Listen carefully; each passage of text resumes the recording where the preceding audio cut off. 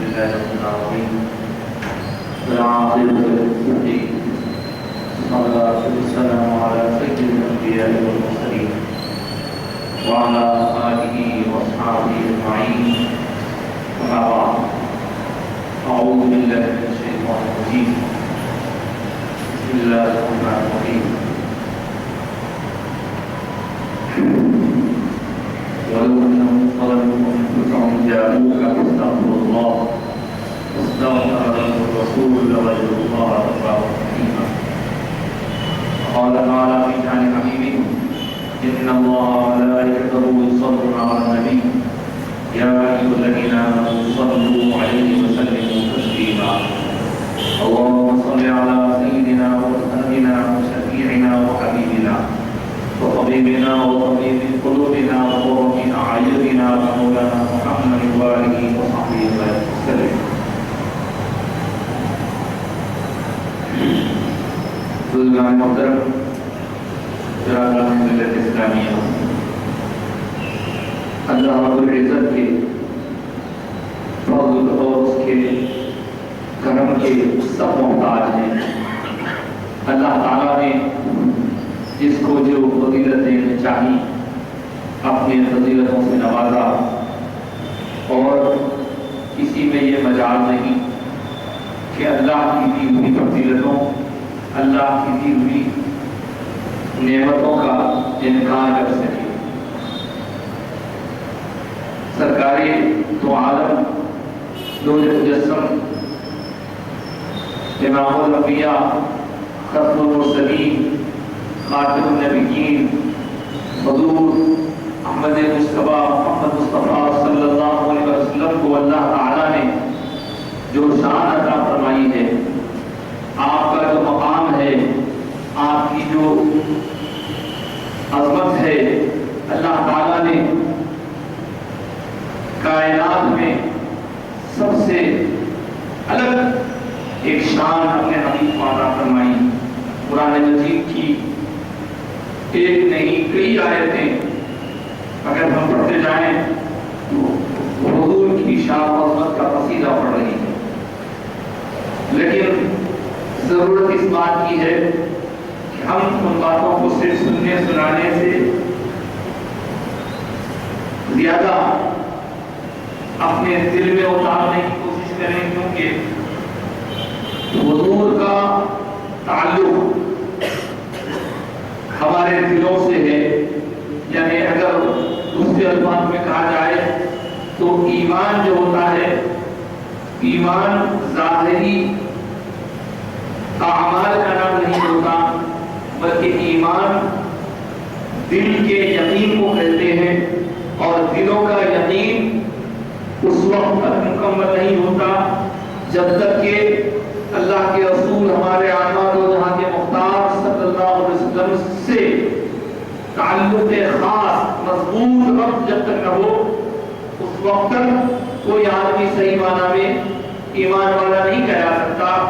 یہ بات تو قرآن کی آیتوں سے اور خود حضور کے ارشادات سے ثابت ہے. حضور نے تو ایک موقع پر قسم کھا کے فرمایا والذی نفسی بیدہ، اس ذات کی قسم جس کے قبضے میں میری جان ہے کہ لا یؤمن احدکم، تم میں سے کوئی آدمی مومن نہیں ہو سکتا حتی اکون احب الیہ، جب تک کہ سرکار فرماتے ہیں کہ حضور اس کے نزدیک محبوب تر ہو جائے. محبوب تر یعنی پسندیدہ، اتنے پسندیدہ کہ من والدہ و ولدہ والناس اجمعین، کہ اس کے اپنے والد، اس کے اپنی اولاد اور سارے جہاں کے لوگوں سے زیادہ حضور جب تک محبوب نہ ہو جائے، پسندیدہ نہ ہو جائے، اس وقت تک کوئی آدمی صحیح طور پر مومن نہیں ہو سکتا. تو ایک مومن کی علامت یہ ہے کہ وہ سرکار سے دل و جان سے محبت کرے. اور اس بات کو بہت سارے واقعات بھی بتاتے ہیں.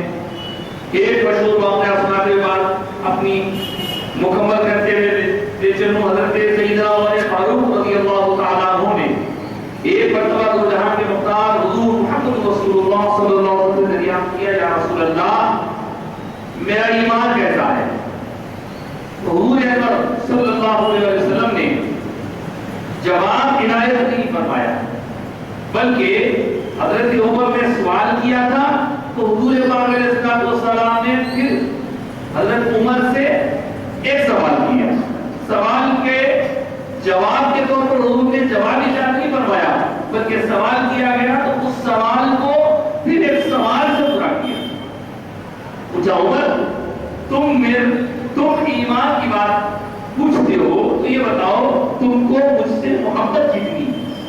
اب آپ دیکھیں کہ حضور نے ایمان کا تعلق حضور سے جوڑ دیا۔ حضرت عمر نے سوال تو کیا تھا ایمان کے بارے میں، لیکن حضور نے کہا تم کو مجھ سے محبت کتنی ہے، تو یہاں معلوم ہو رہا ہے کہ ایمان کا حضور سے گہرا تعلق ہے۔ کوئی آدمی مومن اس وقت تک نہیں ہو سکتا جب تک کہ محبت ہو حضور سے۔ حضرت عمر فاروق رضی اللہ تعالیٰ عنہ سرکار اتنی روایتیں ہیں کہ مجھے میری اولاد، میرا مال اور میری جان پیاری۔ اب ان تین چیزوں کے بعد جو شے مجھے محبوب ہے، جو چیز مجھے پسندیدہ ہے، جس ذات کو میں چاہتا ہوں، ان تین چیزوں کے بعد وہ آپ ہیں۔ سرکار نے جواب ارشاد نہیں فرمایا۔ حضرت عمر فاروق رضی اللہ تعالیٰ عنہ پر توجہ فرمائی۔ حضرت سیدنا عمر فاروق رضی اللہ تعالیٰ عنہ اس وقت اپنی کیفیت بیان کرتے ہوئے عرض کرتے ہیں تھوڑی دیر بعد حضور میں نے اپنے دل کا جائزہ لیا تو پہلے یہ تین محبتیں تھی، ان کے بعد آپ سے محبت تھی، اب غور کر رہا ہوں کہ مال کی محبت نکل گئی، اب حالت یہ ہے کہ میری اولاد سے مجھے محبت ہے، میری جان سے مجھے محبت ہے، اب ان دو چیزوں کے بعد آپ سے محبت۔ پھر حضرت عمر نے کچھ توقف کے بعد اپنے آپ کا جائزہ لیا اور عرض کیا سرکار اب حالت یہ ہے کہ میرے دل سے اولاد کی محبت ہی نکل رہی ہے، بس اب میں میری جان سے محبت کرتا ہوں، مجھے میری جان پیاری ہے، مجھے میری جان پیاری ہے، اور میری جان کے بعد آپ ہی پیارے ہیں، آپ کی جان پیاری ہے، آپ میری جان کے بعد آپ سے محبت ہے۔ سیدنا عمر فاروق رضی اللہ تعالیٰ عنہ درجہ بدلتا ایک ایک چیز کو بیان کرتے جا رہے، اپنے دل کی کیفیت کو بیان کرتے جا رہے۔ اس کے بعد حضور کی خاموشی کو دیکھتے ہوئے حضرت عمر فاروق پکار اٹھے، عرض کیا یا رسول اللہ پہلے دل سے مال کی محبت گئی، پھر اولاد کی محبت گئی، اب میں اپنے دل کا جائزہ لیتا ہوں تو میرا دل یہ بتا رہا ہے کہ میرے دل میں اب میری اپنی جان سے بھی محبت نہیں، میں مال، اولاد اور میری اپنی جان سے زیادہ سے محبت کرتا ہوں۔ حضور نے فرمایا الآن یا عمر، اے عمر اب تم ایمان کا دیکھتے، الآن یا عمر اب ایمان کی بات تم کرے، تمہارے پاس اب ایمان آیا۔ یعنی ایمان کی جو ترقی ہے، ایمان کا جو عروج ہے، ایمان کا جو کمال ہے، وہ سوائے حضور محمد رسول اللہ کی محبت کے پورا نہیں ہو سکتا۔ اب یہ محبت ہی ہے جو انسان کو، جو ایک مومن کو اپنے سرکار کے ذکر سے قریب کرتی ہے، اور حضور کا ذکر دلوں کا چین بنتا ہے، سکون ملتا ہے۔ لوگ پوچھتے ہیں بھائی کیا ہوگا؟ سکون ملتا ہے۔ حضور کا ذکر ہی ایسا ہے۔ ہم حضرت آدم کو سکون ملا، حضرت نوح کو ملا، سارے نبیوں کو ملا، اور سرکار عالم صلی اللہ علیہ وسلم کی محبت کا اظہار ہر مومن کے لیے ضروری ہے۔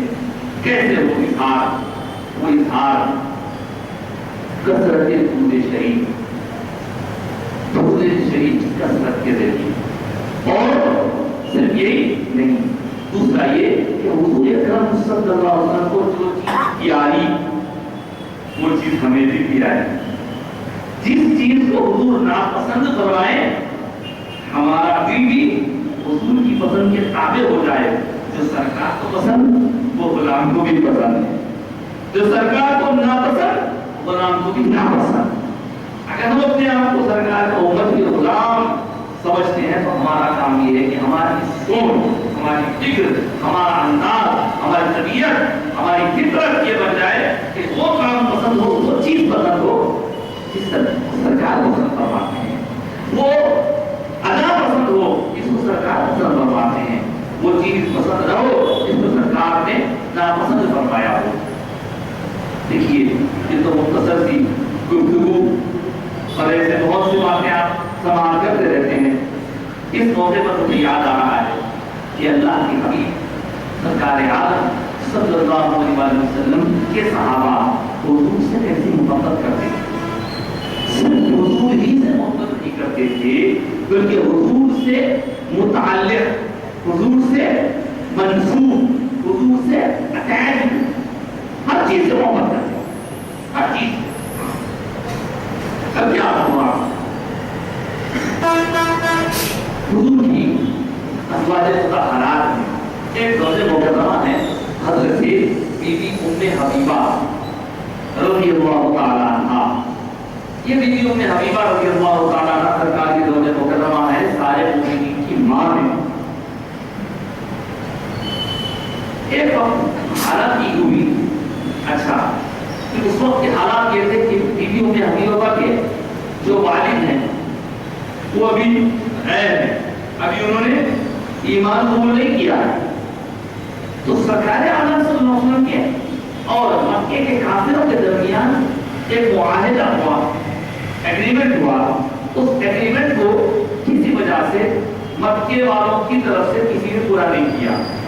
اب حضور چاہتے تھے کہ اس سلسلے میں کچھ قدم بڑھائیں. تو مکے کے کافروں کو اندازہ ہوگا کہ نہیں اب تو بات بگڑنے والی ہے، اب تو بات ہے ایسا ہو گیا، ہم سے نادانی ہو گیا، ہمارے نوجوانوں سے کیا تھا. اور انہوں نے اب تک نمائندہ دیا ہے. وہ نمائندہ مکے کی طرف سے ابو سفیان نامی شخص کو بھیجا گیا. وہ ابو سفیان کون ہے؟ جو ابھی ایمان قبول نہیں کیے ہیں اس وقت تک، اور بی بی ام حبیبہ رضی اللہ تعالیٰ عنہ کے والد ہوتے ہیں. وہ اپنے بیٹی کے گھر آئے، یعنی سرکار عالم صلی اللہ علیہ وسلم کی زوج مکرمہ بی بی ام حبیبہ کے پاس آئے. بیٹی نے بات کو اندر بلایا اور ایک مقام پر، ایک چارپائی پر کچھ بچھا ہوا تھا، اس پر والد بیٹھنا چاہ رہے تھے. ایک بیٹی نے کہا ابا رکیے رکیے، اور گئی اور وہ بستر کھینچ لے کے بغیر بستر بچھے ہوئے، بغیر بچھے ہوئے چوپائی پر بیٹھنے کو کہا. نہ بیٹھے. ابو سفیان جو بی بی حبیبہ کے والد ہیں، ماں بیٹی بھی ارے میں تو تمہارا اور جو غیر کوئی مہمان بن کے آتا ہے تو ان کی خاطرداری کرتے ہیں، ان کے ساتھ اچھا سلوک کرتے ہیں، ان کو کھلاتے ہیں پلاتے ہیں، ان کے لیے اچھا اچھا بچھاتے ہیں. اور یہ کیا کیا تم نے کہ تم نے بچھی ہوئی چیز کو ہٹا کر میری بے عزتی کی. تب دیکھیے ایک طرف باپ ہے، اب ایک طرف بیٹی ہے. بیٹی وہ بیٹی جو ہم سب کی ماں ہے. بی بی ام حبیبہ فرماتی ہے نہیں، آپ کو وہاں میں بیٹھنے نہیں دے سکتی، آپ اس میں نہیں بیٹھ سکتے، کیونکہ آپ میرے والد ضرور ہیں، میرے باپ ضرور ہیں، مگر آپ کے پاس شرک کی نجاست ہے، گندگی ہے، اور یہ بستر پاک کرنے والے محمد رسول اللہ کا پاک بستر ہے، ایک مشرک اس سے نہیں بیٹھ سکتا. آپ اندازہ کیجئے کہ بیٹی ہو کر باپ کے بیٹھنے کے لیے کچھ بچھانے کے بجائے کھینچ رہی ہے چادر کو، تو راز کیا ہے؟ سرکار سے منسوب وہ چیز ہے، وہ آپ نہیں بیٹھ سکتے. تو پتا چلا ایسا انداز تھا. ایک اور آپ نے سنی واقعات تو بہت ہے، لیکن ایمان کی تازگی کے لیے حضور سے تعلق ضروری ہے، مضبوطی ضروری ہے. ایک صاحب نے کیا کیا؟ ایک صاحب نے سرکار عالم صلی اللہ علیہ وسلم کو ایک چھاگل سے پانی پیتے تھے. چھاگل کیا ہوتی ہے؟ ہم نے بچپن میں تو دیکھا ہے، آپ نے بھی دیکھا ہوگا، لیکن نوجوانوں کو نہیں معلوم. وہ کیا ہوتا ہے؟ سرائی بھی نہیں ہوتی، وہ کوئی کٹورا بھی نہیں ہوتا، بلکہ چمڑے کا ایک ایسا بیگ ہوتا ہے، اس میں پانی پہلے بھر لیا کرتے تھے لوگ، اس کو پیتے تھے چمڑے میں پانی رہتا تھا. تو سرکار عالم صلی اللہ علیہ وسلم نے ایک چھاگل سے پانی پیا، پانی آپ نے نوش فرمایا. جب پانی آپ نے نوش فرما کر واپس دے دیا تو اس چھاگل والے چھاگل کے مالک صاحب نے کیا کیا؟ وہ چمڑے کا وہ چھاگل جس کو سرکار نے اپنے لبے مبارک لگا کر پانی دیا تھا، اس نے کاٹ کے رکھ دیا۔ لوگوں نے پوچھا یہ کیا کر رہے ہو؟ چھاگل کو خراب کر رہے ہو؟ کہا نہیں، ایسی چھاگل میں بہت ہوں گی جس چھاگل کے منہ کو سرکار کے لب لگے وہ میرے پاس محفوظ ہو جائے، محفوظ کر لیا ہوں۔ یہ صاحب حضرت انس چھپا ہے، حضرت انس رضی اللہ تعالیٰ عنہ کے بارے میں یہ واقعہ مشہور ہے۔ اب ماننے والوں کے لیے ایمان کی تازگی کا سبب ہے، نہ ماننے والوں کی اتنی مرضی ہے، لیکن ہے تو صرف ہمارا ایمان ہے۔ وہ یوں کہ حضرت انس رضی اللہ تعالیٰ کے گھر دعوت میں لوگ دعوت میں آئے اور دعوت کے لیے جو چھوٹا سا دسترخوان بچھایا جا رہا تھا، اس دسترخوان پہ لوگ کھا رہے ہیں، اور دسترخوان جب کچھ اس کے اوپر سالن وغیرہ گر جاتا ہے تو سمجھ میں آتا ہے کہ بھائی اس کو صاف کرنے کی ضرورت ہے، صاف کرنے کی ضرورت ہے۔ تو جب ایسی ضرورت کو محسوس کرتے ہیں تو فوری اپنے خادم کو بلاتے ہیں، بولے جاؤ اس کو جو ہے یوز کر کے لاؤ۔ اب یہ جاتے ہیں اس دسترخوان کو جسے اب صاف کرنا مقصود ہے، کیا کیا جاتا ہے؟ نہ اس کو پانی میں ڈالا جاتا ہے، نہ اس کو کسی اور انداز سے کیا جاتا ہے، بلکہ اس کو لے جا کر سیدھا آگ میں ڈال دیا جاتا ہے اور تھوڑی دیر بعد نکال لیا جاتا ہے، کپڑا صاف ستھرا ہو گیا۔ یہ لوگ کھاتے ہیں، ایک صاحب کو بہت دیر سے اس کو آبزرو کر رہے تھے، قریبی تھے، تو یہ کیا بات ہے؟ یہ تو عجیب و غریب بات ہم نے دیکھی کہ جس کپڑے کو آپ آگ میں ڈال رہے ہیں، آگ اسے چھو نہیں رہی ہے اور آگ اس کو نقصان نہیں پہنچا رہی ہے، اور کبھی کوئی کسی کو صاف کرنے کی ضرورت ہوتی ہے تو پانی وغیرہ سے صاف کرتے، یہ کیا کر رہے ہیں؟ حضرت انس نے کہا کہ یہ تو کمال ہے، اور کپڑوں کی طرح یہ کپڑا نہیں ہے۔ ایک مرتبہ میرے پاس میرے آقا سرکار دو عالم صلی اللہ علیہ وسلم کی رونق ہوتی ہوئی تھی، حضور کائنات علیہ السلام نے تناول فرمانے کے بعد اپنے رستے مقدس کو اس کپڑے سے پوچھ لیا تھا۔ اس کے بعد سے اس کپڑے میں یہ حالت ہے کہ جب کبھی میں اس کو صاف کرنا چاہتا ہوں تو پانی میں نہیں ڈالتا، آگ میں ڈالتا ہوں، آگ محل مجھے دور کر دیتی ہے، کپڑا صاف ہو کے نکل جاتا۔ اس کا اندازہ کیجیے کہ جس کپڑے کو سرکار کے دستے مقدس لگ جائیں اس پہ آگ اثر نہیں کر رہی ہے۔ عاشقوں نے، اہل اللہ نے، اولیاء کرام نے سبق سکھایا اس واقعے کو بیان کر کے لوگوں کہ ایک کپڑا بے جان کپڑا ہے، وہ اگر حضور سے مس ہو جائے تو یہ حالت ہے۔ اب کیا کرنا؟ سمجھ جاؤ کہ جس کپڑے کو سرکار سے نسبت ہو گئی وہ کپڑے پر آگ اثردار نہیں ہو رہی ہے، تو ہم بھی اپنے آپ کو دوزخ کی آگ سے بچانا چاہتے ہیں تو دل میں سرکار کی سچی محبت اور اپنے اعضاء و جوارح کو حضور کی سنتوں کے مطابق ڈال لیجیے، حضور سے تعلق مضبوط کر لیجیے۔ خدا کی قسم ایک وقت وہ بھی آئے گا جب ہمارے بعد بڑے ولیوں کی وجہ سے دوزخ میں ڈالا جائے گا تو دوزخ کہے گی نہیں یہ تو محمد رسول اللہ کا ہے، جو وہاں ہے۔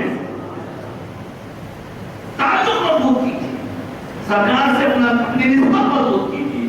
اور بات ختم کر رہا ہوں، یہ ٹاپک ایسا ہے اس پر تو بہت کچھ کہا جا سکتا ہے، بہت کچھ کہا جا سکتا ہے، لیکن وقت میرے پاس کم ہے۔ ایک مرتبہ حضرت ابو ایوب انصاری رضی اللہ تعالیٰ عنہ کے پاس سرکار اور مخلوق نے حضور پاک علیہ السلام کی خدمت میں، وہ جب حضور مکے سے مدینہ ہجرت فرما کر تشریف لائے تو کچھ دنوں تک حضور حضرت ابو ایوب انصاری رضی اللہ تعالیٰ عنہ کے مہمان بنے رہے، یعنی حضرت ابو ایوب انصاری رضی اللہ عنہ کو میزبان رسول کہتے ہیں، یعنی ہوسٹ آف رسول اللہ صلی اللہ علیہ وسلم، سرکار کے میزبان۔ حضور ان کے پاس تشریف فرمائے، جب حضور کا گھر تعمیر ہو گیا تو حضور وہاں تشریف لے گئے۔ تو جب حضرت ابو ایوب انصاری رضی اللہ عنہ کے پاس تھے تو آپ اپنی طرف سے سرکار کی خدمت میں کھانا روانہ فرماتے ہیں، اور حضور جس قدر کھانا اس وقت تناول فرماتے اس میں سے جو بچا ہوا ہوتا تھا اس بچے ہوئے کھانے کو حضرت ابو ایوب اور ان کی اہلیہ محترمہ دونوں نے کھا لیا۔ ایک مرتبہ یہ ہوا کہ کھانے میں محسوس ہوا کہ حضور کے دست مقدس لگے نہیں ہیں. خدمت ہو گئے آگے سرکار روز آپ کی خدمت میں جب ہم اپنی طرف سے جو کچھ بھی اللہ نے ميسر کیا ہے کھانا بنا کر بھیجتے تو آپ جہاں سے کھانا تناول فرماتے وہیں سے جہاں سے آپ کھانا تناول فرماتے اسی مقام سے برکت حاصل کرنے کے لیے ہم کھانا بچا ہوا کھا لیا کرتے تھے. لیکن آج ہم نے دیکھا کہ آپ کے انگلیوں کے آپ کے دست مقدس کے نشان وہاں موجود نہیں ہے. مطلب یہ کہ آپ نے کچھ کھایا نہیں ہے. حضور کیا ہم سے غلطی ہو گئی؟ تو سرکار نے فرمایا نہیں ایسا ہے. آج اس میں مجھے ایک خاص قسم کی جڑی بوٹی یا خاص قسم کی ترکاری وہ آئی اور میں اس طرح کی ترکاریوں سے احتیاط کرتا ہوں کیونکہ رات کے وقت میں اللہ سے جو میری مناجات عبادات ہوتی ہیں اس وقت منہ سے اگر کسی طرح کی کوئی وہ آئے تو فرشتوں کو تکلیف ہوتی ہے. شاید تم نے اس میں پیاز یا لہسن ملائی ہے, کچی پیاز یا لہسن, اور کچی پیاز یا لہسن کچا اگر آپ کھائیں گے تو آپ معلوم ہے کہ اس سے منہ میں وہ پیدا ہوتی ہے. حضور نے فرمایا کہ میں نے تو نہیں کھایا لیکن تم کھا لو. اور حضرت ابو ایوب انصاری رضی اللہ عنہ سرکار سے جب یہ عرض کر رہے ہیں کہ حضور آپ چھوڑنے کے بعد ہم اس میں سے کھا لیا کرتے تھے تو حضور نے منع نہیں فرمایا اور بول رہے ہیں عرض کر رہے ہیں کہ حضور آپ کے دست مقدس جہاں لگتے اس کی برکت حاصل کرنے کے لیے وہاں سے کھاتے تھے. تو سرکار نے اگر روکا نہیں, سرکار نے منع نہیں فرمایا تو بات سمجھ میں آ گئی. احادیث کے تشریح کرنے والے علماء فرماتے ہیں اس سے یہ ثابت ہوا کہ تبرک کے طور پر برکت کے طور پر بزرگوں کی چھٹی ہوئی چیزوں کو استعمال کرنے میں کوئی برائی نہیں بلکہ یہ تو صحابہ کا طریقہ ہے. دیکھیے خالی حضور جہالت کرنا. اچھا پھر اور ایک بات کیا وقت مجھے اجازت دیں گے مدینہ منورہ جو لوگ جاتے ہیں معلوم ہے ان کو کہ کبھی کبھی وہاں موسم سردی رہتا ہے تو حضور کی خدمت میں بچیاں اپنے گھروں سے برتنوں میں پانی لے کر فجر کے وقت حاضر ہو جاتے اور حضور کیا کرتے حضور پاک علیہ السلام اس پانی میں اپنا ہاتھ دھوتے. وہ بچے لاتے لوگوں سے پوچھا ہم نے بھائی تم ایسا کیوں کرتے تھے تو ان لوگوں نے جواب دیا, حدیث میں آیا ہے ان لوگوں نے جواب دیا جب حضور ہمارے برتن کے پانی میں ہاتھ ڈال دیتے ہیں تو یہ پانی ہمارے لیور کا بھی ملا ہے. یہ تو ہاتھ لگانا ہے, ٹچ کرنا ہے. لعاب شریف اللہ اکبر. خواتین اپنے بچوں کو لے آتی تو حضور ان کے منہ میں اپنا لعاب شریف ڈال دیتے تو وہ کہتی کہ ہمارے بچے اس وقت حضور کے اس لعاب شریف کی برکت پا لیتے تو دن بھر چلا جاتا نہ ان کو بھوک لگتی نہ وہ روٹی. کتنی باتیں بتاؤں تو کہنے کا مطلب یہ کہ تعلق کو مضبوط کرنے کی ضرورت ہے. آج میں تمہید مانتے بہت دور نکل گیا لیکن بات اپنی یہاں پہ روک کر انشاءاللہ آنے والے دنوں میں مزید عرض کروں گا کہ ایک بات یاد رکھیے حضور سے تعلق رکھنے والی ہر چیز اور حضور سے تعلق رکھنے والی ہر شخصیت ہمارے لیے قابل احترام ہے. اسی درجے کے مہینے میں 18 تاریخ کو حضور پاک علیہ السلام کے ایک داماد, ایسے داماد جن کی شان الگ ہے سب سے. وہ کیسے داماد ہیں؟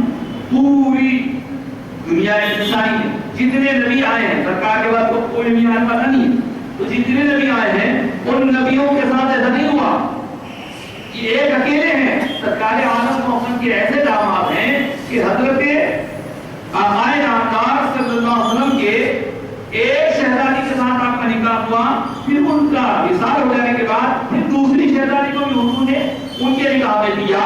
تو یہ دو ایک کے بعد ایک دو بیٹیوں سے کسی ایک نبی کی دو بیٹیوں سے شادی کرنے کا شرف پوری تاریخ انسانی میں نہیں ملتا. یہ داماد ذیشان کو وہ شرف حاصل ہے اور وہ پہچانے جاتے ہیں ان کی ایک خاص صفت حیا کی وجہ سے.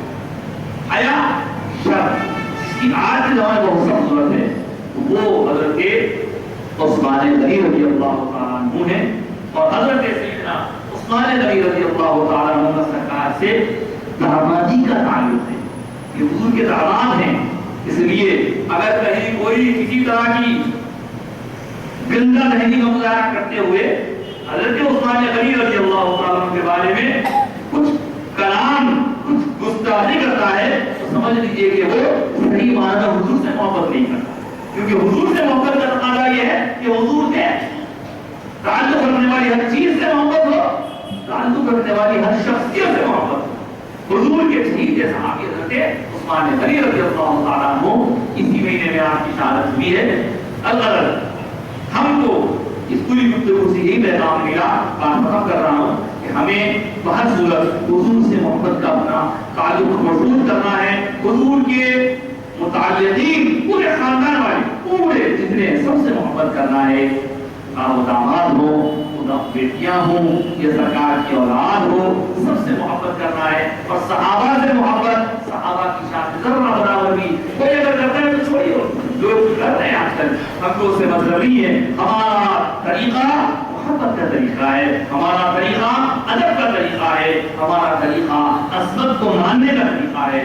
اور میں یہ بات آخر میں آپ کو ایک پورا پوائنٹ نہیں بلکہ ایک جملہ کہتے ہوئے بات ختم کروں گا، انشاءاللہ اللہ چاہے تو آنے والے دنوں میں جو کرنے کی تعریف کروں گا وہ یہ کہ سرکار اقبال صلی اللہ علیہ وسلم سے محبت، حضور کے ساتھ تعلق رکھنے والی ہر شے سے محبت، اسی بنیاد پر مدینہ شہر سے محبت ہے، اور حجاج کرام حج سے فارغ ہو کر مدینے کی طرف روانہ ہیں۔ مدینے کی کیا شان ہے، کیا عظمت ہے، حضور سے کتنا پسندیدہ ہے وہ شہر، یہ ساری باتیں احادیث میں ہیں، لیکن جو لوگ جانتے نہیں، جن کو معلوم نہیں ہے، وہ ایسی باتیں کرتے ہیں جو جاہل لوگ بھی کر سکتے ہیں۔ کسی نے کہا ارے بھائی یہ حاجی لوگ مدینے کو جاتے ہیں، وہاں ہے کیا وہاں پہ رکھا ہوا؟ تو بھائی اگر کسی وجہ سے آپ کی آنکھوں کا نور ختم ہو گیا ہے، آپ کی آنکھوں کی روشنی ختم ہو گئی ہے، اور آپ کو وہاں کیا ہے سمجھ میں نہیں آ رہا، نظر نہیں آ رہا، تو آپ اپنی آنکھوں کا علاج کرائیے۔ مدینہ کیا ہے، مدینے کی شان کیا ہے، مدینے کے ذرے ذرے کا مقام کیا ہے، مدینے میں جانے کے بعد کیا ملتا ہے، یہ سب باتیں انشاءاللہ اللہ نے چاہا تو آنے والے دنوں میں عرض کروں گا۔ میں ختم کرتے ہوئے اللہ سے دعا کرتا ہوں کہ مولا ہمارے ایمان میں جینا عطا فرما، ہمارے ایمان کو زندگی عطا فرما، اور یہ زندگی تیرے حبیب سے محبت، تیرے حبیب سے اطاعت و فرمانبرداری کے جذبے اور سرکار کی سنتوں پہ عمل اور حضور پر کثرت سے جھوٹ پڑنے سے پیدا ہوگی۔ مولا ہمارے اپنے آپ ہم کو بلائے سے زمرے میں شامل فرما دے، تو تیرے حبیب سے محبت بھی کرتے ہیں، خوب بھی پڑھتے ہیں، اور اپنے عادات و ذوات کو سرکار کی اداؤں کے مطابق ڈھال دیتے ہیں۔ مولا ہمیں سرکار سے متعلقہ ہر شخصیت سے محبت عطا فرما، حضور سے متعلق ہر شے سے محبت عطا فرما، اور اسی محبت کے دوپہر دنیا میں بھی ہمارے لیے آسانیاں فرما، آخرت میں بھی ہمارے لیے درجات کی بلندی کا سامان فرما۔ اور مولا تعالیٰ تو جانتا ہے جو باتیں ہمارے دلوں میں ہیں، تو جانتا ہے پروردگار، تیری بارگاہ میں ہم عاجزانہ دعا کرتے ہیں، سارے جہان میں جہاں کہیں بدامنی پھیلی ہے مولا اس بدامنی کو دور فرما دے، امن و امان قائم فرما دے، جہاں جہاں اہل ایمان کے جان مال عزت آبرو اسلام ایمان پر بنائی ہے مولا پروردگار اپنا فضل فرما دے، اہل ایمان کی جان مال کی عزت و آبرو کی اور اسلام ایمان کی حفاظت فرما، ہمارے اطراف و اطراف میں بھی جہاں کئی ایسے حالات ہیں مولا شرنگیزیوں سے محفوظ و معصوم فرما دے، اور جو بدخواہ ہیں جو بدخواہی کرنا چاہتے ہیں ان بدخواہوں کی بدخواہی سے بچا لے، شر پسندوں کے شر سے بچا لے۔ یقیناً دنیا لاکھ کوشش کر لے اپنے مولا تو فضل فرما دے تو کوئی کچھ